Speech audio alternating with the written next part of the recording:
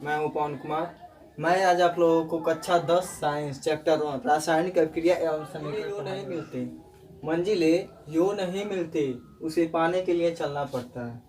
मंजिले यूँ नहीं मिलते, उसे पाने के लिए चलना पड़ता है। इतना आसान नहीं होता है सफलता को पाना, उसे पाने के लिए मौतों से भी लड़ना पड़ता है। तो दोस्तों, आप लोग मेहनत कीजिए कि हाई स्कूल कक्षा 10 2023 में आप लोग टॉप कर जाएं।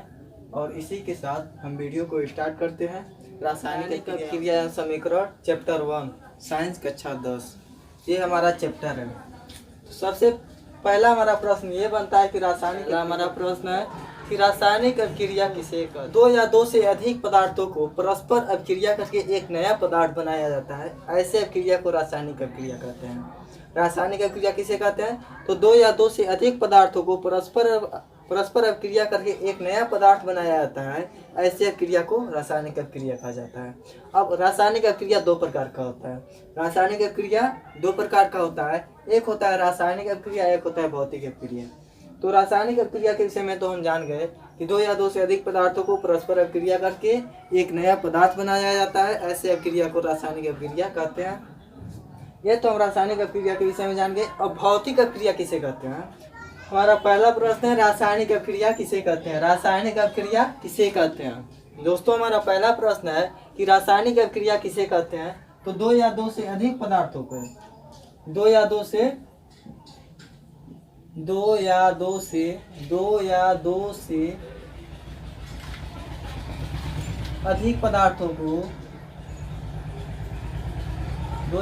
अधिक पदार्थों को परस्पर अभिक्रिया करके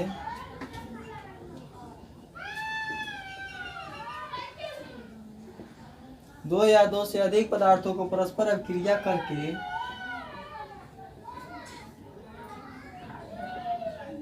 एक नया पदार्थ बनाया जाता है। एक नया पदार्थ बनाया जाता है, ऐसे अभिक्रिया को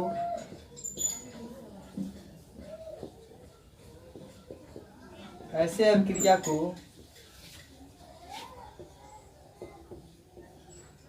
अभिक्रिया कहते हैं।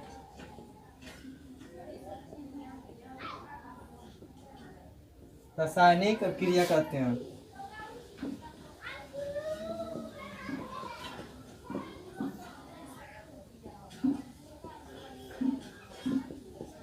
ये है हमारा रासायनिक अभिक्रिया। रासायनिक अभिक्रिया किसे कहते हैं? तो दो या दो से अधिक पदार्थों को परस्पर अभिक्रिया करके एक नया पदार्थ बनाया जाता है, ऐसे अभिक्रिया को रासायनिक अभिक्रिया कहा जाता है। रासायनिक अभिक्रिया में एक नया पदार्थ बनेगा।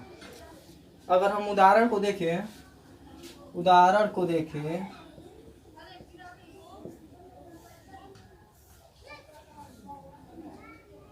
पहला हमारा उदाहरण होगा दूध से दही का बनना।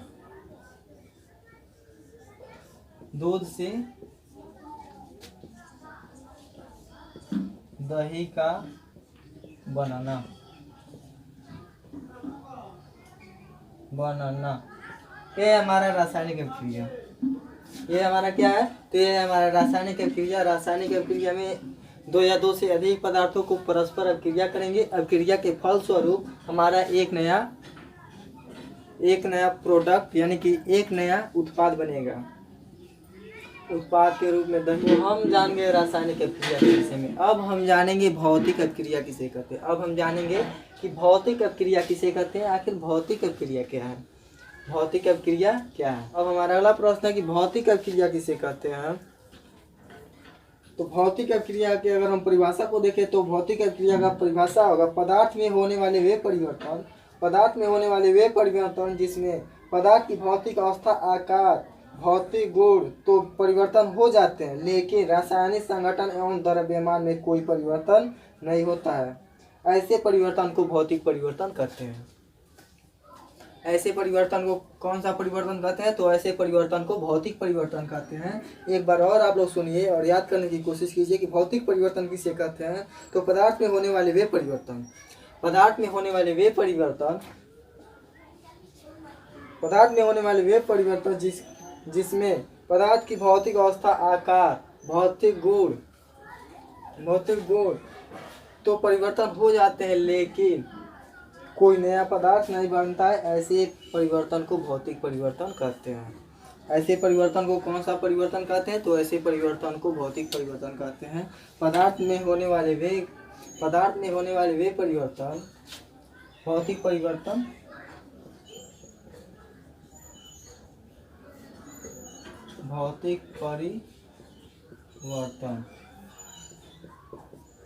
पदार्थ में होने वाले वे परिवर्तन, पदार्थ में होने वाले वे परिवर्तन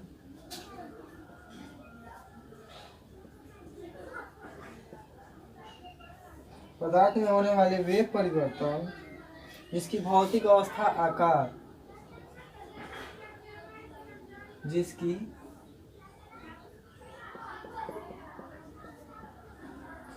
भौतिक अवस्था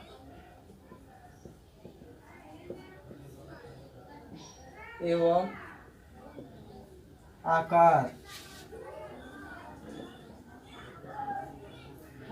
तो परिवर्तन हो जाता है।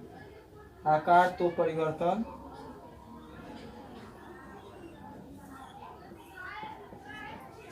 हो जाता है, किंतु कोई नया पदार्थ नहीं बनता है। किंतु कोई नया पदार्थ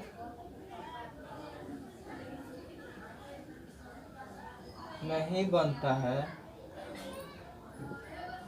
भौतिक परिवर्तन कहलाता है।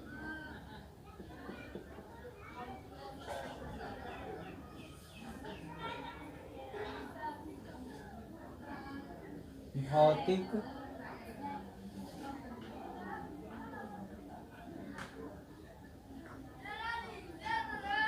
परिवर्तन कहलाता है।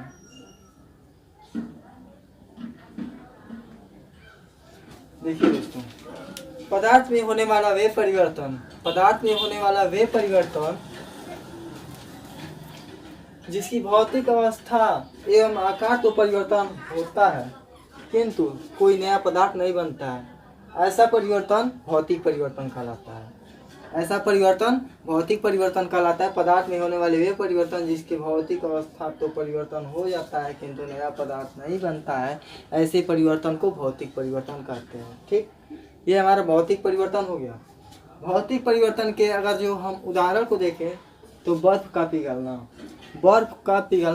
को पिघला दिया जाए और फिर से वो अंत में अपना ही रूप धारण कर लेगा। फिर से उसे जमाना चाहे हम तो फिर से वह जम सकता है। तो ऐसे परिवर्तन, ये हमारा उदाहरण है बर्फ का पिघलना।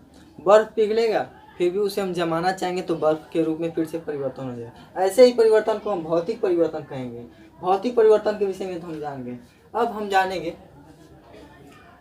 क्या जानेंगे? तो अब हम जानेंगे भौतिक परिवर्तन और रासायनिक परिवर्तन के विषय में। अगला प्रश्न है कि अभिकारक किसे कहते हैं।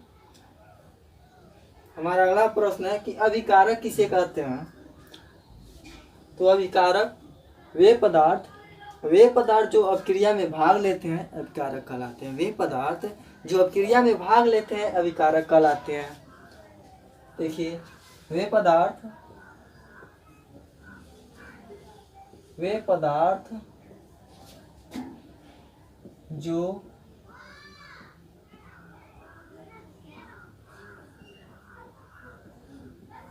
अभिक्रिया में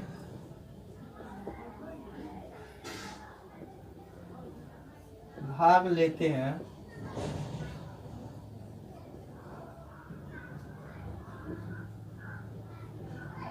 अभिकारक कहलाते हैं।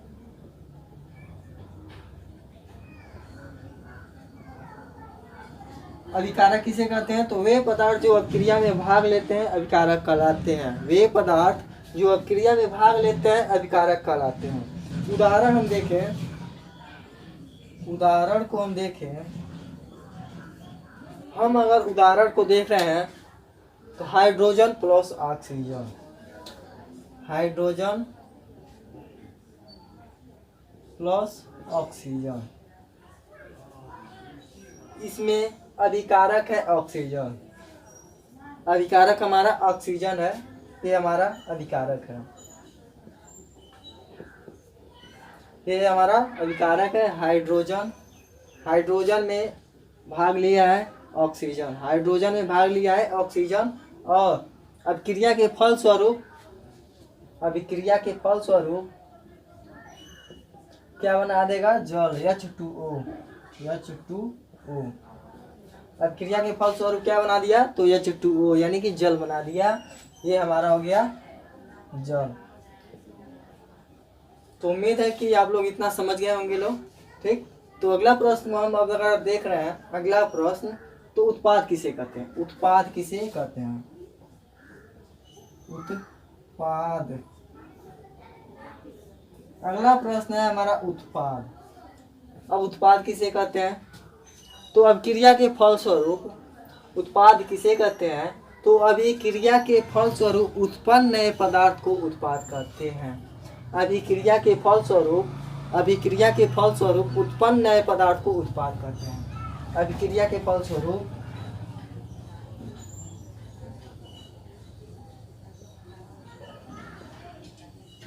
अभिक्रिया के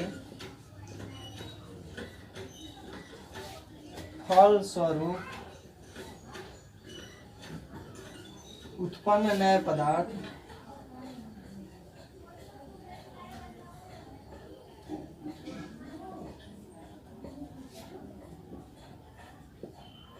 उत्पाद कहलाता है।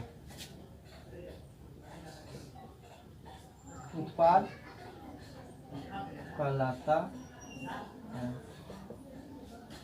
जैसे कि अगर हम उत्पाद की बात करें तो यहाँ पर हमने एक उदाहरण को लिया है। इसी उदाहरण को हम देखें तो hydrogen plus oxygen, hydrogen plus oxygen, इसके अभिक्रिया के फलस्वरूप इसमें हाइड्रोजन में और ऑक्सीजन में अभिक्रिया कराया गया है, तो उत्पाद के रूप में जल प्राप्त हुआ है हमें। तो उम्मीद है कि आप लोगों को इतना समझ में आ गया होगा जितना पढ़ा है। अगर नहीं समझ में आया होगा तो आप लोग कमेंट कीजिएगा कि पवन सर जी मुझे ये टॉपिक समझ में नहीं आया है, आप दोबारा समझाइए, हम फिर से वीडियो बनाएंगे, फिर से आपको समझाने की कोशिश करेंगे। ठीक है, तो इसके आगे की प्रश्न को अगला प्रश्न है संतुलित रासायनिक समीकरण। संतुलित रासायनिक समीकरण किसे कहते हैं? दोस्तों हमारा प्रश्न है संतुलित रासायनिक समीकरण किसे कहते हैं? संतुलित रासायनिक समीकरण, रासायनिक समीकरण जिसके दोनों पक्षों के प्रत्येक तत्वों के परमाणुओं की संख्या बराबर होती है, संतुलित रासायनिक समीकरण कहलाती है। संतुलित रासायनिक समीकरण जिसकी दोनों पक्षों के प्रत्येक तत्वों के परमाणुओं की संख्या बराबर होती है, संतुलित रासायनिक समीकरण कहलाती है। संतुलित रासायनिक समीकरण किसे कहते हैं? तो संतुलित रासायनिक समीकरण जिसके दोनों पक्षों के प्रत्येक तत्वों के परमाणुओं की संख्या बराबर होती है, संतुलित रासायनिक समीकरण कहलाती है। अगर हम इसका उदाहरण को देखें, zinc plus hydrogen plus sulphur. अब जिंक के ऊपर परमाणुओं की संख्या 1 है, जिंक के परमाणुओं की संख्या 1 है, और इधर भी जिंक के परमाणुओं की संख्या 1 है। जिंक के परमाणुओं की संख्या 1 है, इधर भी जिंक के परमाणुओं की संख्या 1 है, अतः यह संतुलित है। हाँ, तो हमारा अगला प्रश्न है योगात्मक अथवा संयोजन अभिक्रिया किसे कहते हैं? हमारा अगला प्रश्न है योगात्मक अथवा संयोजन अभिक्रिया किसे कहते हैं? दोस्तों आप लोग बहुत ध्यान से सुनिएगा, योगात्मक अथवा संयोजन आप लोग समझ करके अच्छे से याद कीजिए। ठीक, तो योगात्मक अथवा संयोजन अभिक्रिया किसे कहते हैं, ये हमारा प्रश्न है। ये हमारा अगला प्रश्न है कि योगात्मक अथवा संयोजन अभिक्रिया किसे कहते हैं? वे अभिक्रिया जिसमें दो या दो से अधिक अभिकारक, वे अभिक्रिया जिसमें दो या दो से अधिक अभिकारक आपस में संयोग करके केवल एक नया पदार्थ बनाते हैं, केवल एक नया पदार्थ बनाते हैं, योगात्मक अथवा संयोजन अभिक्रिया कहलाते हैं। संयोजन अपक्रिया किसे कहते हैं? तो वे अपक्रिया जिसमें दो या दो से अधिक अपकारक वापस में संयोग करके केवल एक नया पदार्थ बनाते हैं, ऐसे अपक्रिया को संयोजन अथवा योगात्मक अपक्रिया कहते हैं। अब इसका उदाहरण क्या होगा? संयोजन अपक्रिया के उदाहरण क्या होगा? तो hydrogen plus oxygen, hydrogen plus oxygen, ये हमारा अभिकारक है, ये हमारा अभिकारक है। और आपस में संयोग करके H2O जल बनाया है। केवल एक ही उत्पाद बना है यहाँ पर, जल, केवल एक ही उत्पाद बना है जो कि जल बना है। तो अब हम अगला प्रश्न को देखेंगे। अगला प्रश्न वियोजन अथवा अपघटन अपक्रिया। वे रासायनिक अपक्रिया जिसमें कोई यौगिक अपने छोटे छोटे सरल यौगिकों में टूट जाता है, अपघटन अथवा वियोजन अपक्रिया कहलाता है। वियोजन अपक्रिया किसे कहते हैं? वियोजन अथवा अपघटन अपक्रिया किसे कहते हैं? तो वे रासायनिक अपक्रिया जिसमें कोई यौगिक अपने छोटे छोटे सरल यौगिकों में टूट जाता है, अपघटन अथवा वियोजन अपक्रिया कहलाता है। अगर इसका उदाहरण को हम देखें, वियोजन अथवा अपघटन अपक्रिया के उदाहरण को हम देखें, कैल्शियम कार्बोनेट को वियोजित होकर यानी कि छोटे छोटे टुकड़ों में टूट जाता है, साइड प्लस कार्बन डाइऑक्साइड बनता है। एक बार और देखिए वियोजन अथवा अपघटन अपक्रिया को, एक बार और आप लोग देखिए वियोजन अथवा अपघटन अपक्रिया को।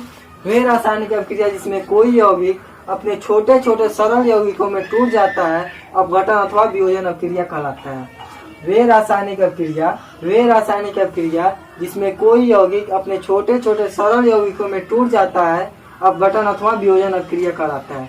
इसके उदाहरण को देखें तो कैल्शियम कार्बोनेट वियोजित होने का अर्थ होता है छोटे छोटे टुकड़ों में टूटना। वियोजित होने का अर्थ होता है छोटे छोटे टुकड़ों में टूटना। तो यहाँ से टूटा है calcium oxide plus carbon dioxide, यहाँ वियोजित हो गया। यही हमारा है वियोजन अथवा अपघटन है। अब हमारा अगला प्रश्न क्या है? देखिए, प्रतिस्थापन अथवा विस्थापन अपक्रिया।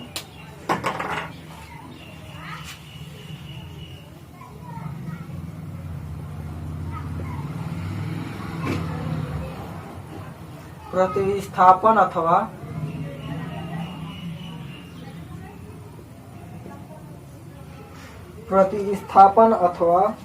विस्थापन अपक्रिया।